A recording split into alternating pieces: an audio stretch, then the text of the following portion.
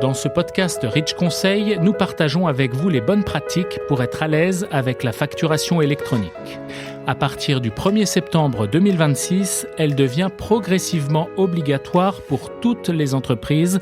Ce changement majeur se prépare dès maintenant. Dans cette série, nous vous donnons les clés pour bien comprendre la réforme et faire les bons choix pour passer à la facturation électronique. Soyez les bienvenus, ce podcast est fait pour vous.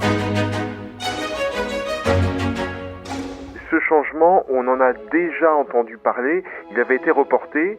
Aujourd'hui, qu'est-ce que je dois absolument savoir pour bien préparer mon entreprise et être dans les temps ? Vous dirigez une entreprise et vous vous demandez quand passer à la facturation électronique. Et bien précisément, dans ce premier épisode de notre podcast, nous explorons toutes les nouveautés qui vous attendent. Pourquoi cette transformation ? Que devrez-vous faire concrètement pour vous mettre en conformité et à quelles échéances ?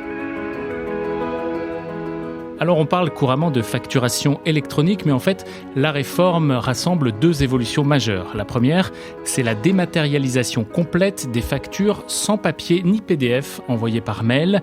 Et la seconde, l'obligation de transmettre à l'administration fiscale des données liées à ces factures, notamment les données de transaction et de paiement.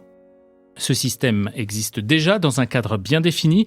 Depuis 2017, toutes les entreprises travaillant pour l'État ou les collectivités territoriales, c'est peut-être votre cas, utilisent déjà Chorus Pro, la plateforme publique dédiée à la facturation électronique.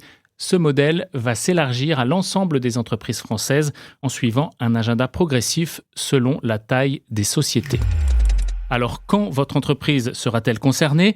Eh bien, voici le calendrier. À partir du 1er septembre 2026, toutes les entreprises devront être prêtes à recevoir des factures électroniques. Dès cette même date, les grandes entreprises et les entreprises de taille intermédiaire auront aussi l'obligation d'émettre des factures électroniques. Si vous travaillez dans une PME ou pour votre propre micro-entreprise, l'émission obligatoire interviendra un an plus tard, le 1er septembre 2027. Ces dates sont des échéances à respecter. Pour ne pas être pris de court, il est recommandé de préparer la bascule dès maintenant en lien avec votre conseil habituel. À noter que certaines activités échapperont à ce dispositif, notamment celles relevant de la santé, de l'enseignement, de l'immobilier ou les opérations menées par des associations à but non lucratif. Ces cas particuliers restent très limités.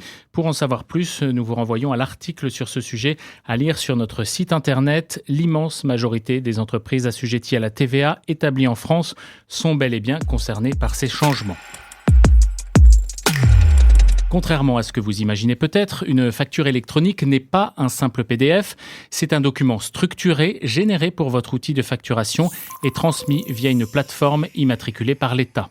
Cette transmission sécurisée à l'administration fiscale s'effectuera par l'intermédiaire d'une plateforme de dématérialisation partenaire, une PDP, immatriculée par l'administration fiscale. Son choix est un point très important.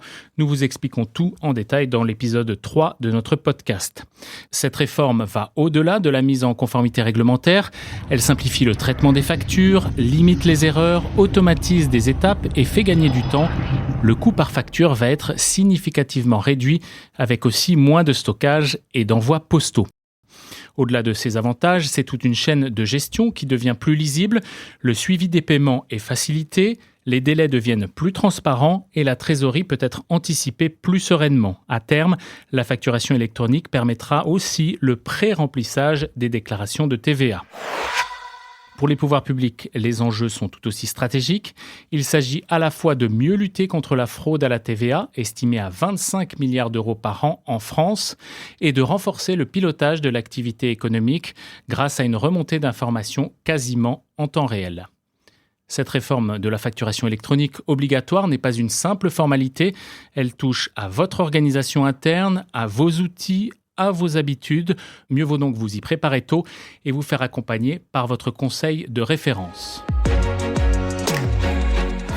À retenir donc sur la facturation électronique obligatoire, anticipez dès maintenant la bascule, vérifiez selon la taille de votre entreprise le calendrier et les obligations et réunir en interne les parties prenantes pour initier la démarche. Les grandes lignes de la réforme sont posées. Dans le prochain épisode du podcast Rich Conseil, nous vous expliquons comment bien préparer votre transition vers la facturation électronique.